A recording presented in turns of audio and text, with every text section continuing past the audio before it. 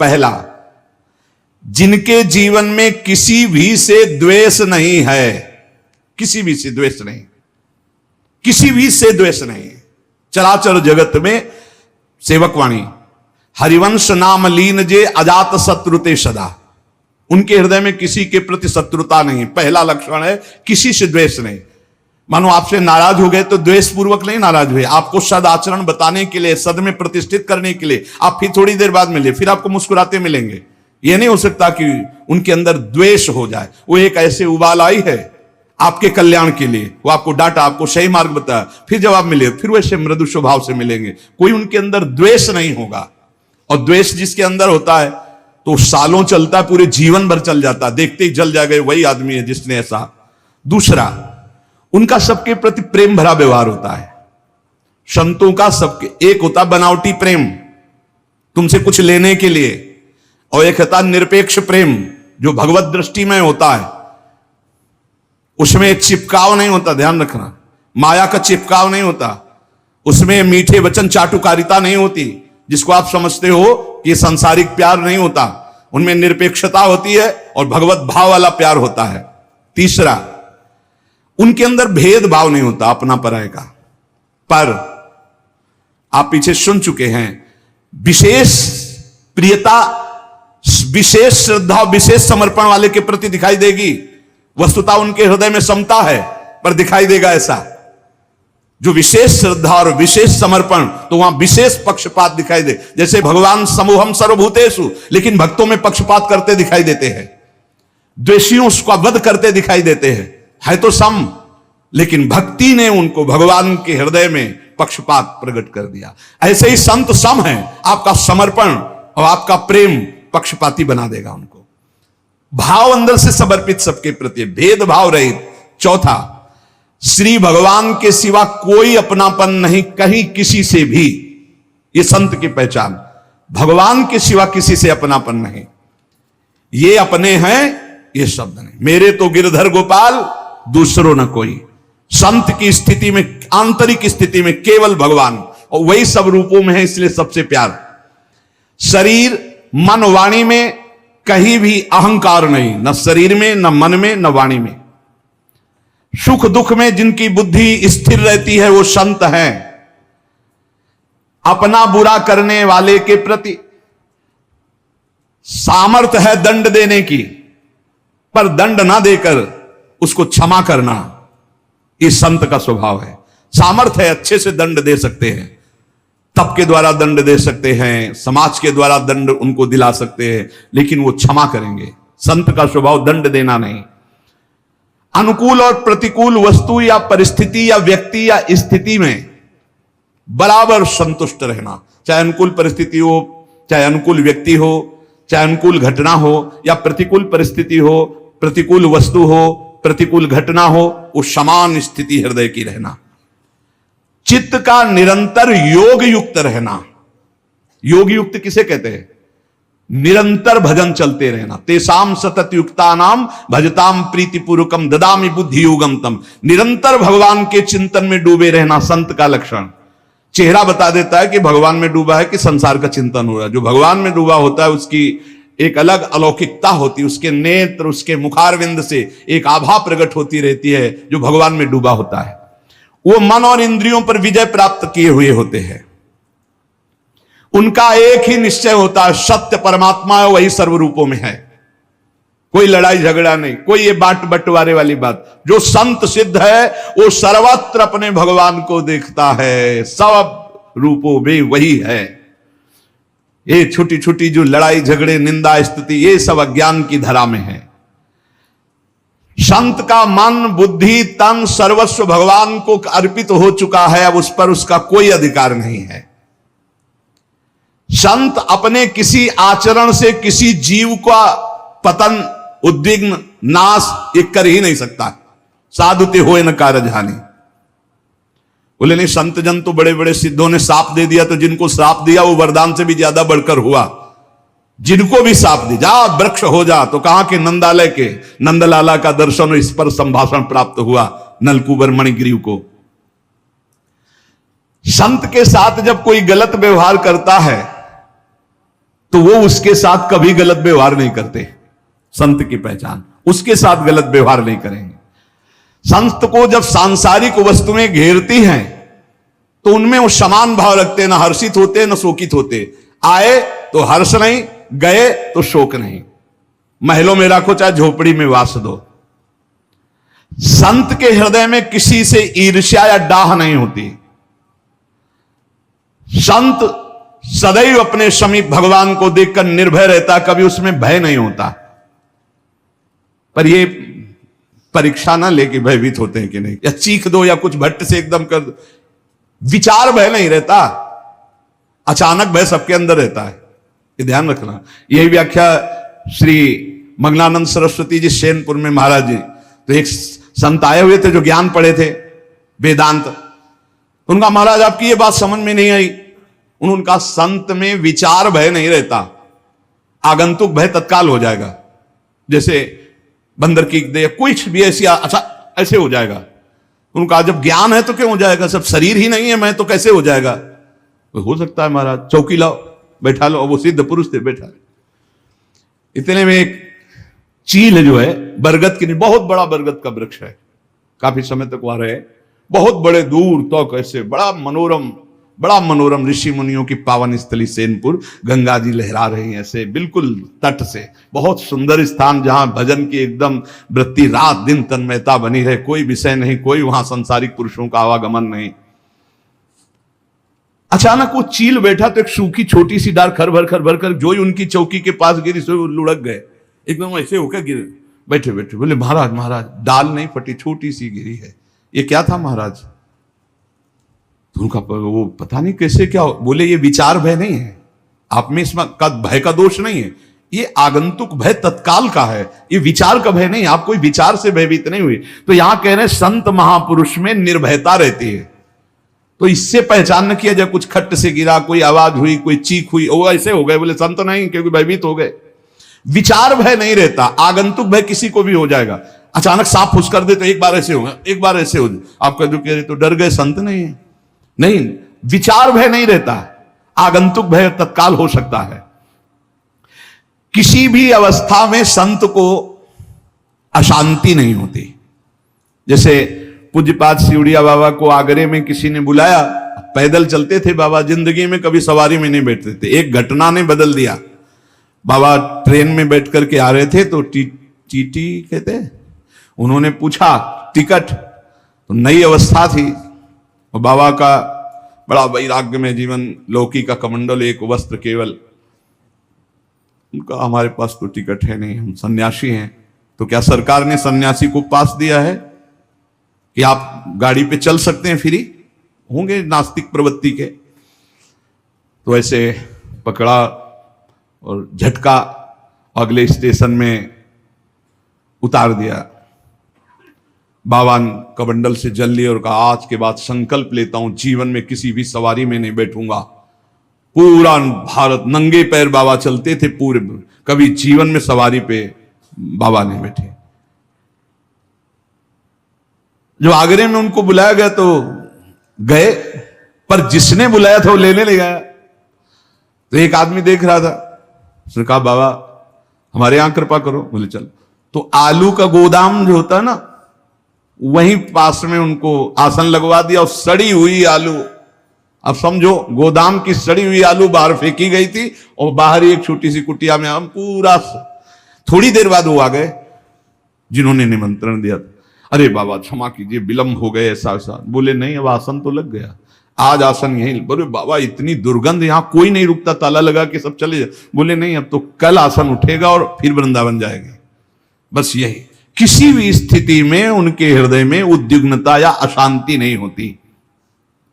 संत सदैव मन और वाणी शरीर से पवित्र रहते हैं।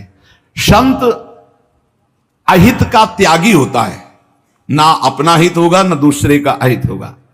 संत निरपेक्ष होता है, आसक्ति और कर्तापन अभिमान से रहित होता है, अनुकूल और प्रतिकूल परिस्थिति से परे होता है, किसी भी स्थिति में शोक नहीं होता, किसी भी वस्तु व्यक्ति की चाह नहीं होती, शुभ अशुभ कर्मों का त्यागी होता है, शत्रु मित्र में समान, मान अपमान में समान, सर्दी गर्मी में समान, सुख दुख में समान, किसी भी पदार्थ में आसक्ति नहीं, निंदा स्तुति में समान, वाणी से भगवत चर्चा, मन से भगवान का चिंतन, शरीर से भगवान की क्रियाएं, किसी भी परिवार वाले से प्रीता ना होना संत, अपने जहां वास कर रहे हैं वहां प्रीता न होना कि मेरा घर है, हर समय परमात्मा में स्थिति रहना, ये बाह्य संतों के लक्षण हैं। संत भगवान कभी कभी भगवान के गुप्त संकेत पाकर कुछ ऐसी लीलाएं करते हैं जो लोकोत्तर हुआ करती, समझ में नहीं आता ऐसा कैसे हो सकता है।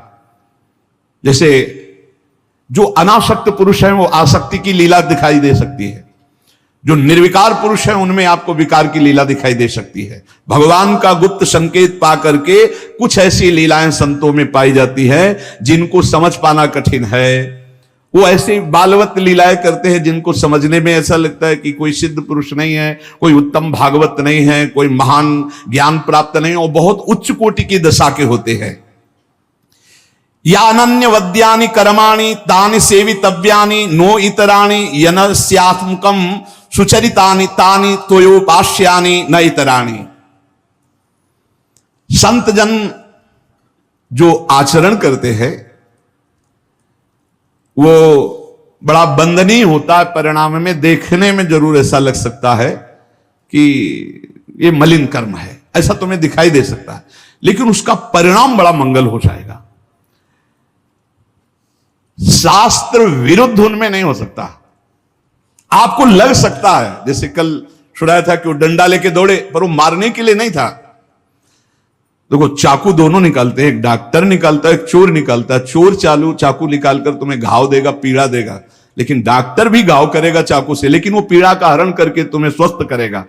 संतों की कुछ ऐसी चेष्टाएं हो सकती है जिनको आपको लग सकता है कि ये द्वेषवश ऐसा कर रहे हैं, या क्रोधवश कर रहे हैं, या आसक्तिवश ऐसा कर रहे हैं। नहीं, उसमें इस पर कह रहे संत भगवान के गुप्त संकेत का इशारा पा करके कुछ ऐसी चेष्टाएं करते हैं जिनको साधारण लोग नहीं समझ सकते हैं, क्योंकि लोकोत्तर पुरुष के कार्य लोकोत्तर पुरुष ही समझा करते हैं, साधारण बुद्धि से समझना असंभव है। इसलिए तुम्हें संतों के जो भगवत प्राप्त महात्मा है उनके आचरणों में दोष नहीं देखना। तो क्या दोष होते हैं क्या? कदापि नहीं, कदापि नहीं। शास्त्र विरुद्ध दोष हो ही नहीं सकते।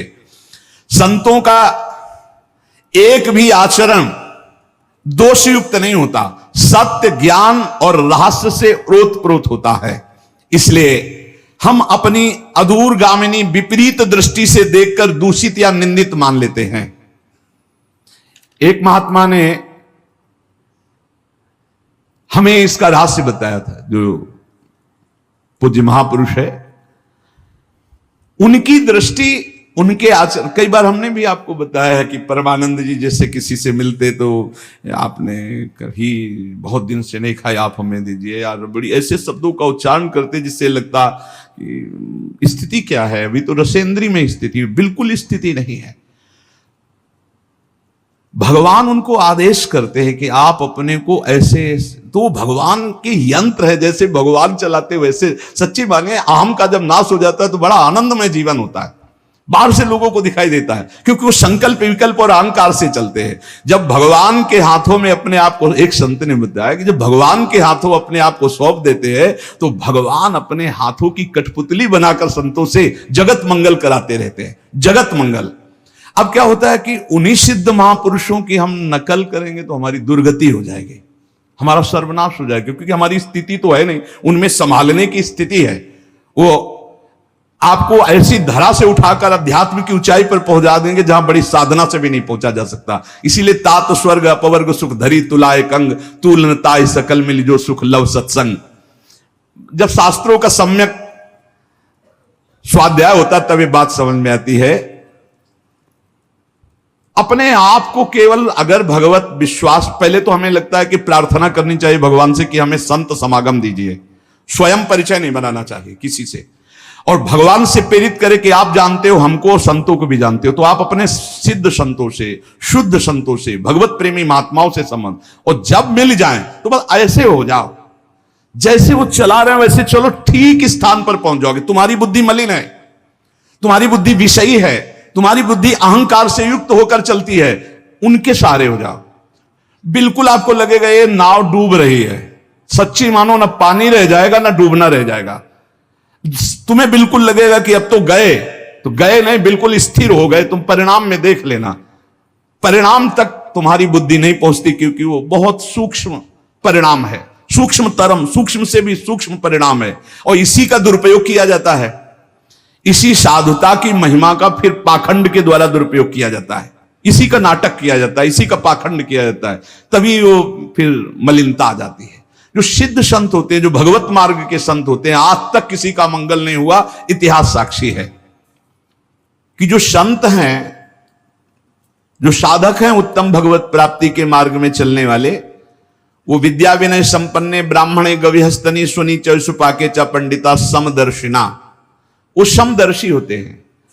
वो विद्या विनय से संपन्न ब्राह्मण में, गाय में, कुत्ते में, चांडाल में, हाथी में एक ही परमात्मा तत्व को देखते हैं जो है विराजमान है।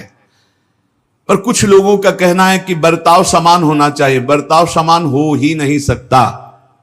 बर्ताव में विषमता होगी, दृष्टि में समानता होगी। वो अज्ञानी है जो बर्ताव में समानता की बात करे। कल चर्चा हुई थी कि बर्ताव में समानता हो ही नहीं सकती। कुछ लोग इसका उल्टा भाव लेते हैं कि वही समदर्शी, वही ज्ञानी है, वही महात्मा जिसका व्यवहार समान हो। व्यवहार समान नहीं हो सकता, व्यवहार में भेद होगा, विषमता होगी, संभव ही नहीं है। जैसे कल चर्चा हुई थी कि हमें हाथी का पेट भरना है और कुत्ते का पेट भरना है, तो जिससे हाथी का पेट भरेगा उससे कुत्ता खाएगा ही नहीं।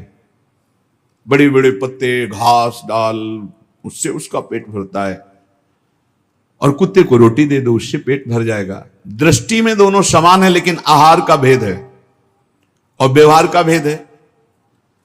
हाथी की बड़े बड़े राजा लोग बड़े बड़े सवारी करते हैं लोग, पर कुत्ते की सवारी तो केवल भैरव बाबा ही करते हैं, दूसरे के सामर्थ्य नहीं। भैरव जी का वाहन।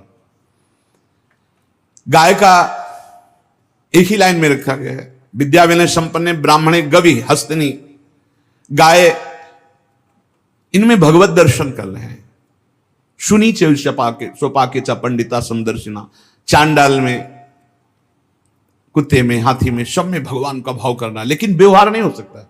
व्यवहार में विषमता रहेगी। व्यवहार में जो क्षमता करता है या तो पागल है और या उसको ज्ञान नहीं है। व्यवहार में विषमता बनी रहेगी। जैसे हम एक ही खाद्य से सबको पुष्ट नहीं कर सकते, सबका अलग अलग खाद्य है, विलक्षण है। व्यवहार में विलक्षणता रहेगी, व्यवहार में विषमता रहेगी। जैसे हमारे अपने संपूर्ण देह है, पर अलग अलग विषमता है। आंख देखने का काम करती है, कान सुनने का काम करती, जबान बोलने का काम करती, रसेंद्री स्वाद का काम करती। व्यवहार में भिन्नता है। ऐसा नहीं कि व्यवहार में समानता। अपने ही शरीर में हम नहीं कर सकते। नीचे के अंगों को छूने के बाद हाथ धोते हैं, ऊपर के अंग छूने पर कोई बात नहीं होती। तो विषमता क्यों? कि शरीर तो तुम्हारा ही है ना, फिर व्यवहार में विषमता क्यों? बोले नहीं, जो व्यवहार में विषमता है वो होनी ही चाहिए। अगर नहीं होगी तो या तो वो मूर्ख है या उसके ज्ञान नहीं है, उसे शास्त्रीय ज्ञान नहीं है। तो यहां कह रहे हैं जो संत ऐसे होते हैं उनके व्यवहार की विषमता को देखकर कहीं ये ना समझ लिया जाए कि इनको ज्ञान नहीं, क्योंकि ज्ञानी वही है जो सम है। व्यवहारिक विषमता को देख करके संत पर दोष दर्शन न किया जाए। कल चर्चा हुई थी, जैसे माता, बहन, पुत्री, पत्नी, चारों स्त्री शरीर हैं, पर व्यवहार में विषमता रहेगी। पत्नी के साथ व्यवहार और होगा, और माता, बहन, बेटी के साथ परम पूज्य धर्म में व्यवहार और होगा, पत्नी का धर्म में व्यवहार और होगा। वो ज्ञानी है, वो चारों में ब्रह्म एक ही देख रहा है, लेकिन व्यवहार जो पत्नी के साथ है वो अगर तीनों के साथ दृष्टि मात्र कर ले तो वो अपराधी माना जाएगा और दुर्गति को प्राप्त हो जाएगा। जो माता, बहन और बेटी पर जो पत्नी के साथ व्यवहार है वो व्यवहार की सोच ले तो वो नष्ट हो जाएगा। व्यवहार में विषमता है और दृष्टि में क्षमता है। जो ज्ञानी महापुरुष, संत महापुरुष हैं, प्रश्न होता है कि लोग उनकी निंदा करते हैं, अपमान करते हैं, तो निंदा और अपमान होने पर क्या उनको दुख होता है?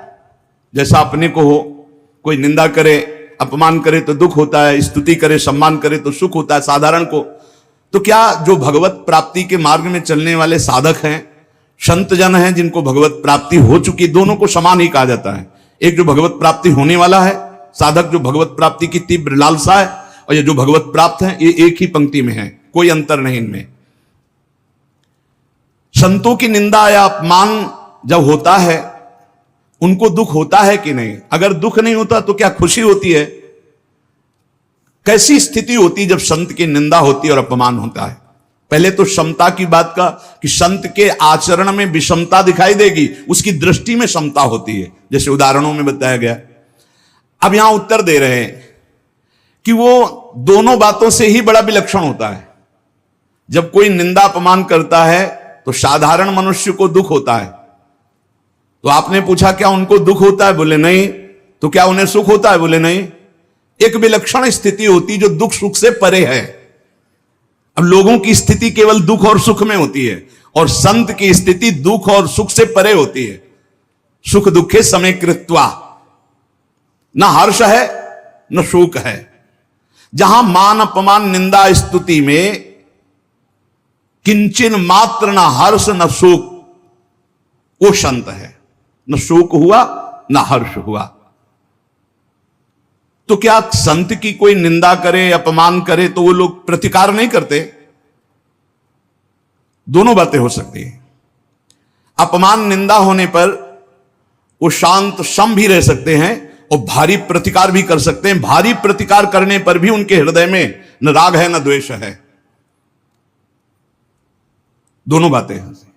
वो प्रतिकार भी कर सकते हैं, जगत मंगल के लिए करना पड़ेगा। जैसे कबीरदास जी ने भीड़ ना जमा हो इसलिए काशी की एक वैश्या को लेकर पूरी नगरी में घूम गए। अब लोगों की श्रद्धा तो ऐसे ही है, कोई विशेष निष्ठावान होते हैं, नहीं तो सद्गुण और वाहवाही को देखकर भीड़ इकट्ठा होती है। सद्गुण और वाहवाही, जरा सा दुर्गुण दुराचार का प्रचार हो जाए, जरा सा झूठी, भीड़ हटने लगेगी। वो तो फिर लीला करके ऐसे, वैश्या ने जे देखा कबीर शाह आए तो प्रणाम किया, कहा भगवान मेरी गली में आना आपकी निंदा का कारण हो जाएगा। तो उनका बेटा कुछ ऐसा ही मैं करवाना चाहता हूं कि हमारी निंदा हो, क्योंकि बहुत भीड़ आती है, भजन में विघ्न पड़ता है। बोले प्रभु जैसी आज्ञा। तो गंगा जल की बोतल हाथ में लेके अब तो पूरी काशी नगरी में हाहाकार मच गया। कोई कहता पहले से कहते थे ऐसे ही है, कोई कहता नहीं नहीं ये इनकी लीला है, बिल्कुल नहीं मान सकते, कुछ भी करे ये साक्षात भगवत प्राप्त महापुरुष है। बड़ी अलग अलग भावनाएं। कुछ ऐसे चुटके जो निष्ठावान थे वो जाकर दंडवत करते, बका भीड़ तो खत्म हो गई। राजा को अश्रद्धा हो गई काशी नरेश को कि ऐसा कैसे नहीं, अगर लीला भी करनी तो ऐसी लीला जिससे हजारों की श्रद्धा का नाश हो जाए। बहुत कबीरदास जी वहां गए तो उतर के साष्टांग दंडवत करता, श्रद्धा ही खत्म हो गई तो साष्टांग दंड, तो जल लिया और शांत शांत शांत। उनका अब क्या लीला कर रहे हो, अब क्या शांत शांत? वो नहीं, जगन्नाथपुरी में उनके पार्षद के वस्त्र में आग लग गई, तो आग लग रही थी, उसको शांत किया है। यहां से जगन्नाथपुरी की आग शांत कर रहे, तुरंत घोड़े दौड़ाए। कुछ समय बाद सूचना आई, यहां कबीरदास जी यहां थे, उन्होंने ही आग बुझाई। तो उनको लगा रहे तो सिद्ध चमत्कारी पुरुष। तो कभी कभी अपनी निंदा और अपनी प्रतिष्ठा का जो नाश करने वाले व्यवहार हैं, वो दूसरों के कल्याण के लिए उनका प्रतिकार भी किया जाता है। जरूर ऐसा होता है, जीवन में ऐसा होता है। जो भगवत मार्ग में चलने वाले होते, ऐसा कुछ को सह लिया जाता है और कुछ का प्रतिकार किया जाता है।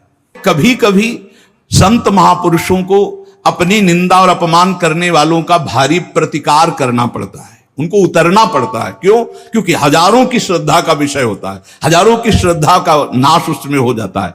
संसारिक पुरुषों को ऐसा लगता है ऐसा कैसे हो सकता है, तो तुम प्रभु को नहीं जानते इसलिए तुम्हारे हृदय में ऐसा। एक दिन चर्चा में सुनाया था कि अगर पत्थर में कमल खिल गए हैं ऐसा कोई कह दे और वो नाम जापक है तो मान लेना ऐसा हो सकता है। पत्थर में कमल खिल गए क्योंकि भगवान का भक्त है, वो नाम जापक। कर तुम अकर तुम अन्यथा कर तुम सर्व समर्था सा ईश्वरा। उन्हीं भगवान के प्रताप से सब हो रहा है, उन्हीं के भगवान के, तभी उसी प्रताप को तो तुम देखो, उसी प्रताप को देखो। तो क्या वो मान प्रतिष्ठा की प्राप्ति स्वीकार करते हैं संत जन, या मान प्रतिष्ठा को विरोध कर देते हैं? तो कहते देश काल और परिस्थिति को देखकर दोनों कर सकते हैं। वो मान प्रतिष्ठा का धज्जियां भी उड़ा सकते हैं और बड़े आदर से मान प्रतिष्ठा स्वीकार भी कर सकते हैं। कैसा भावुक भक्त है, अगर वो बहुत सच्चाई से भावुक भक्त साष्टांग बहुत प्यार से अगर देख रहे हैं कि ये नौटंकी नाटक, तो विरोध भी कर सकते हैं। दोनों बातें उनके अंतर्गत है। तो महापुरुष की पहचान कैसे व्यवहार में हो कि ये भगवत प्राप्त महापुरुष है। पहली बात तो महापुरुष ही महापुरुष को पहचान सकता है, दूसरा पहचान ही नहीं सकता। दूसरी बात, व्यवहारिक क्रिया से महापुरुषों को तो पहचाना ही नहीं जा सकता है। इतना जान लीजिए, चाहे वो सिद्ध होने के योग्य साधक हो या सिद्ध महापुरुष हो, वो दोनों, उनका जो व्यवहार होगा वो शास्त्र सम्मत और सत होगा। किसी का अमंगल नहीं हो सकता। शास्त्र सम्मत सत और किसी का मंगल नहीं हो सकता। संत भाव की प्राप्ति में कुछ विघ्न है, चाहे साधक चाहे गृहस्थी, सब भगवान के लाडले संत हैं जो भजन करते हैं। उन विघ्नों से बच जाए तो साधुता हृदय में आ जाएगी। पहला है, शुद्ध सत्य की कमाई का ही भोजन करे, अशुद्ध असत्य की कमाई का भोजन न करे। अगर अशुद्ध पापाचरण की कमाई का भोजन करेगा तो बुद्धि भ्रष्ट हो जाएगी, भगवान से विमुख हो जाएगा, पक्का समझ लो।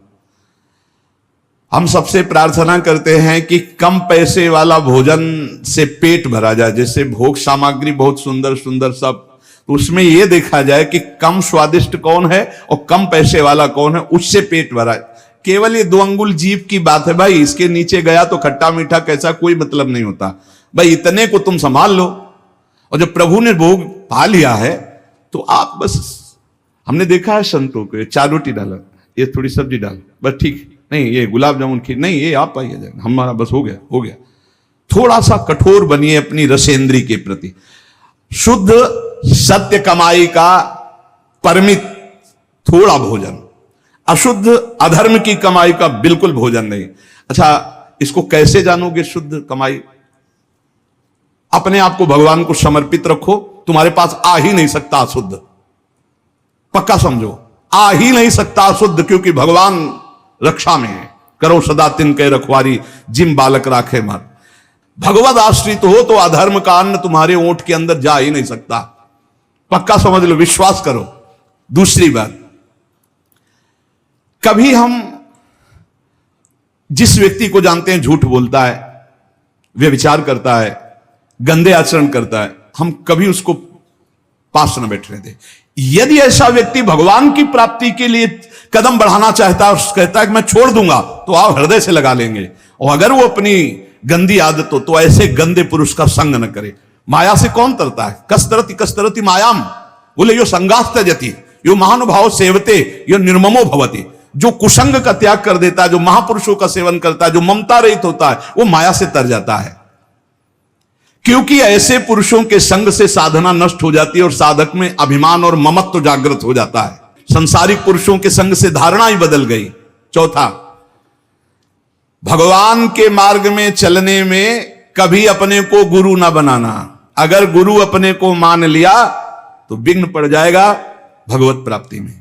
गुरु नहीं, जैसे सेवा मिली तो पोस्टमैन है, आपकी बात ठाकुर जी को बता दी, ठाकुर जी श्री जी की बात आपको बता दी, गुरु जी श्री जी हैं, गुरु आचार्य हैं, गुरु जी हैं। अपने को कभी गुरु ना मानना, अपने को कभी गुरु ना मानकर हम सेवक भाव से लगे रहेंगे, सब स्वामी हमारे हैं, जैसा हमें आदेश है वैसा हम आचरण कर रहे हैं। गुरु के तो भगवान हैं, वही नाम महिमा रूप लीला धाम प्रकाशित करवाते हैं, अपने तो सब सेवक हैं। पूजा प्रतिष्ठा की चाह रखना ये भगवत प्राप्ति से विमुख कर देगी। तर्क वितर्क वाद विवाद खंडन मंडन बिल्कुल कलह नहीं इस तरह की। सबसे हार जाओ और चुप होकर भजन करो, नहीं तो विघ्न पड़ जाएगा आपकी साधुता में। अपने इष्ट को सर्वोपरि मान करके दूसरे इष्ट को नीचा दिखाने की वृत्ति रखना, उनकी निंदा करना, इससे आपकी साधुता नष्ट हो जाएगी। शरीर इंद्रिय मन बुद्धि को सदा शुद्ध आध्यात्मिक मंडल में रखना। जैसे ये हम कई बार कहते हैं कि राधा केली कुंज में आप बैठने मात्र से पवित्र हो जाएंगे। अखंड नाम कीर्तन होता है, वाणी पाठ होता है, भगवत चर्चा होती, 1 मिनट भी आंख खाली नहीं रहता। तो यहां जैसे बैठोगे तो इस वातावरण में बैठने मात्र से आपके पाप नष्ट हो जाएंगे, आपका मन शांत और एकांतिक वृत्ति जागृत होने लगेगी। भागवतिक वातावरण में अपने को अधिक समय रखना। भगवान सर्वत्र सदा विराजमान हैं, ये दृढ़ विश्वास रखना। 24 घंटे में कम से कम 2 घंटे एकांत बैठ करके ध्यानस्थ होकर के नाम मंत्र भगवान के रूप का ध्यान, ये इतना तो होना चाहिए। 24 घंटे में 2 घंटे तो एकांत होना चाहिए। बोले नहीं 6 घंटे 8 घंटे रहते हैं। बोले कैसे? बोले सो के। जागते हुए एकांत 2 घंटे भगवत चिंतन करना।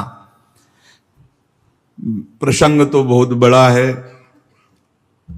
देखो ये जो रोज चर्चा होती है काट छांट जीवन की, ये भगवत प्राप्ति के लिए होती है।